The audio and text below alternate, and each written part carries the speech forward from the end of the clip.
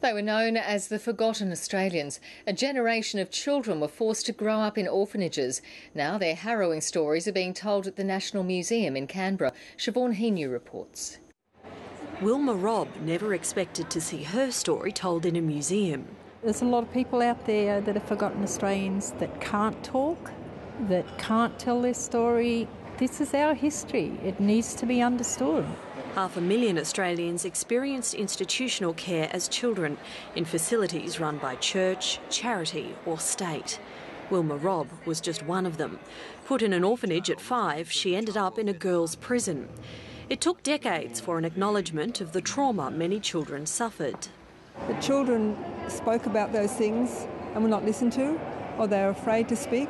This is the time to give them a voice. 2 years on from the apology, this show lets survivors tell their story in their own words. When you leave this exhibition, you should have felt something. It's not just about information, because history is not just information, history is emotions.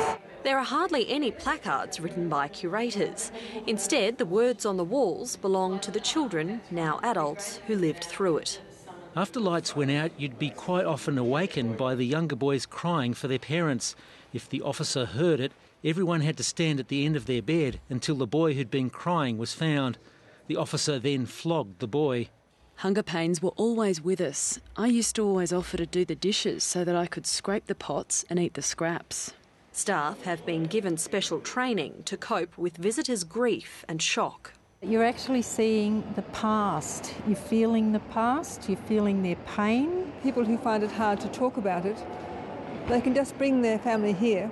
The family can think, oh, now I understand why Mum and Dad can't talk too much about. This is really heavy stuff. The heaviest of secrets finally being shared. Siobhan Henu, ABC News, Canberra.